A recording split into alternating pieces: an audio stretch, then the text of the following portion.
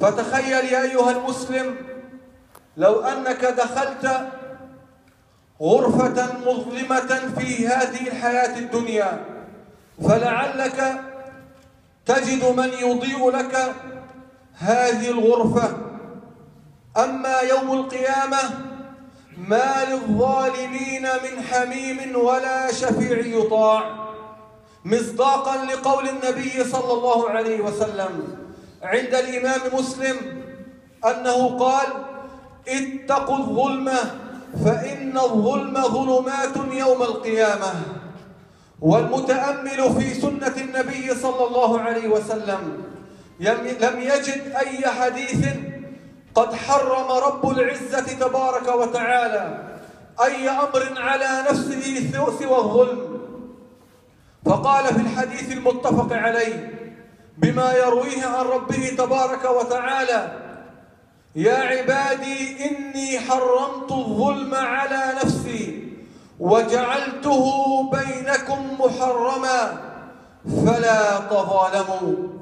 ورحم الله أبي العتاهية عندما قال: أما والله إن الظلم شؤم وما زال المسيء هو الظلوم، فستعلم يا ظلوم غدا إذا التقينا عند المليك من الملوم، فاقض ما أنت قاض في هذه حياة الدنيا، فعند الله تجتمع الخصوم.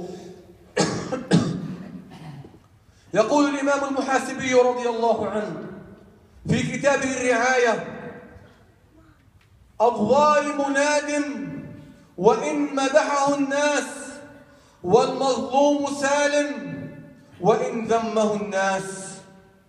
وإن من شد ظلم الظالم عند الله تبارك وتعالى كما قال أبو هريرة رضي الله عنه: وإن الحبار وهو نوع من أنواع الطيور لتموت في أوكارها من شدة ظلم الظالم، مصداقا لقول ربنا تبارك وتعالى: من شؤم الظالمين واتقوا فتنة لا تصيبن الذين ظلموا منكم خاصة واعلموا أن الله شديد العقاب.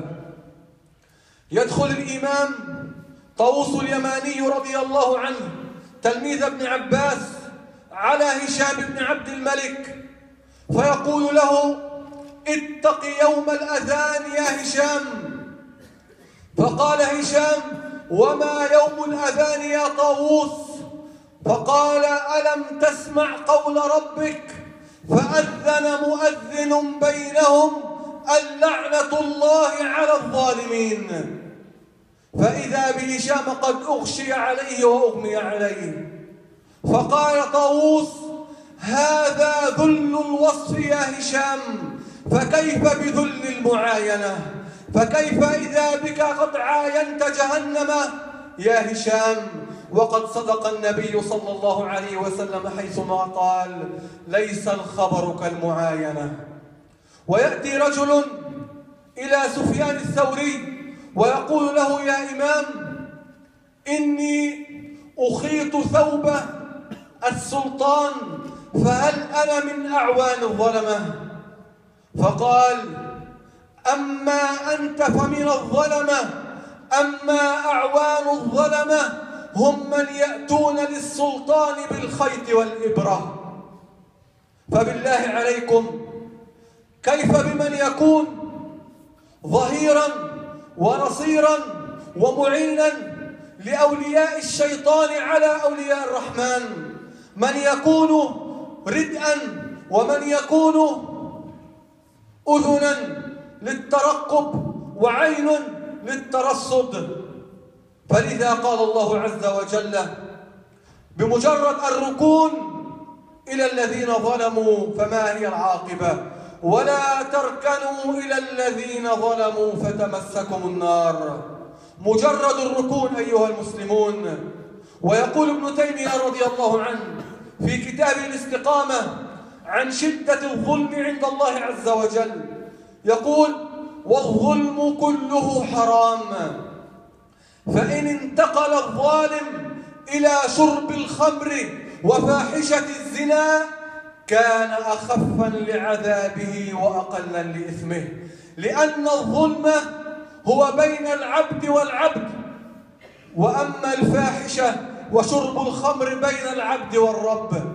وكما قال علماء الأصول أن العلاقة بين العبد والرب قائمة على المسامحة، والعلاقة بين العبد والعبد قائمة على المشاححة. وأما دعوة المظلوم فليس بينها وبين الله حجاب، كما ورد عند الترمذي أنها ترفع على غمامة. والنبي صلى الله عليه وسلم عندما بعث معاذا إلى اليمن موصيا إياه قال له: يا معاذ، اتق دعوة المظلوم فإن ليس بينها وبين الله حجاب. لا تظلمن إذا ما كنت مقتدرا، فالظلم عقباه إن الندم. تنام عيناك والمظلوم منتبه، يدعو عليك وعين الله لم تنم. في الدولة العباسية عندما حكم البرامكة يدخل خالد البرمكي وأولاده إلى السجن بعد العز الذي كانوا فيه، فإذا بالابن يقول لوالده، قال له: يا أبتي، بعد العز الذي كنا فيه ما الذي صرنا إليه؟ إلى السجن والحبس. فماذا قال الوالد؟ قال: يا بني، لعلها دعوة مظلوم قد سرت بليل قد غفلنا عنها ولم يغفر الله عز وجل عنها. يقول ابن القيم رضي الله عنه في كتابه بدائع الفوائد: لا تحتقرن دعوة مظلوم، لا تحتقرن دعوة مظلوم، فشرر قلبه محمول بعجيج صوته إلى سقف بيتك.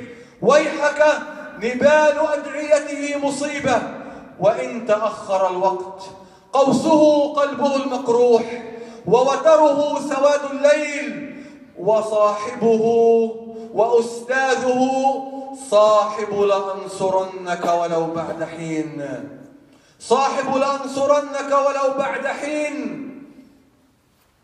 ترفع امرأة للفخر ذاك الوزير شاكية له أن جنوده قد قتلوا زوجها بغير حق، فإذا بالفخر لم يأبه ولم يكترث لتلك الشكوى.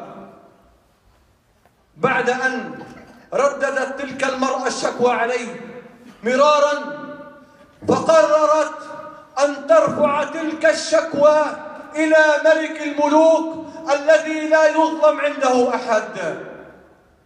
فإذا بالموازين قد انقلبت، فإذا بالسلطان يأمر بحبس الوزير الفخر، وإذا بالسلطان يأمر بتجريده من ماله، وإذا بالسلطان يأمر بقتل الفخر. فعندها أدرك الفخر أن الإذن قد جاء من ملك الملوك. سعيد بن زيد كما روى الإمام البخاري أن امرأة جاءت تشكو عليه كاذبة إلى عبد الملك بن مروان أنه قد اغتصب أرضها. فإذا بعبد الملك يسأل سعيد، فقال له سعيد: ألم تسمع قول نبيك صلى الله عليه وسلم أنه من اغتصب شبرا بغير حق طوقه الله يوم القيامة ب7 أراضين؟ فقال له عبد الملك: لا أسألك عن بينة بعدها. فقال له: ما هي عبد الملك؟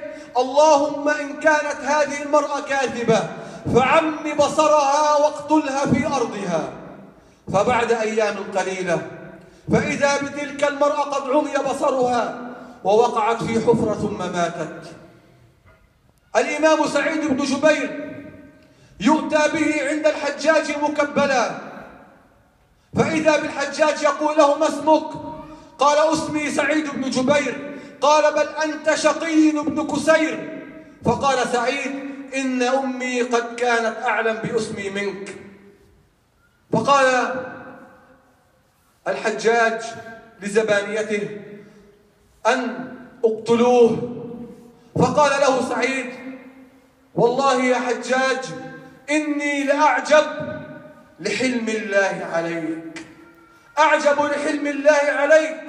لكن النبي صلى الله عليه وسلم قال: إن الله ليملي للظالم حتى إذا أمسكه لم يفلته. ثم تلا قوله تعالى: وكذلك أخذ ربك إذا أخذ القرى وهي ظالمة إن أخذه أليم شديد. فإذا بالحجاج قد قتل سعيد بن جبير، فإذا بسعيد قبل قتله رفع كف الضراعة فقال: اللهم لا تسلط هذا المجرم على أحد من بعدي. فإذا بالحجاج شهرا كاملا يرى في النوم كأنه يسبح في نهر من الدم، وكان يقوم مفزعا في الليل ويقول: ما لي ولسعيد بن جبير، ما لي ولسعيد بن جبير. فإذا بالناعية قبل الفجر تنعى الحجاج، فإذا بالحسن البصري رضي الله عنه وأرضاه قد سجد لله شكرا أن أراح الله العبادة من الحجاج. الإمام أحمد رضي الله عنه ناصر أهل السنة يجلد بغير حق من أجل قول الحق في فتنة خلق القرآن. فإذا بابن دؤاد قد أوشى إلى الخليفة أن الإمام أحمد يقول بخلاف قول الخليفة ويأمر بأن يجلد الإمام أحمد. الإمام أحمد رضي الله عنه الذي قال عنه بشر الحافي: لقد قام الإمام أحمد مقام الأنبياء، والذي قال عنه علي بن المديني شيخ البخاري: لرجلين لهم على الإسلام منة، أبو بكر يوم الردة والإمام أحمد يوم الفتنة. الذي قال الطبيب عن بوله: هذا بول رجل لقد فتت الهم كبده. فإذا بابن دؤاد يوشي للخليفة، فإذا بالإمام أحمد يرفع كف الضراعة ويقول: اللهم عليك بابن دؤاد، اللهم احبسه وشرده، احبسه في جسمه وشرده. فإذا بابن دؤاد قد أصيب بمرض الفالج، فقيل له: ما الذي ألم بك يا ابن دؤاد؟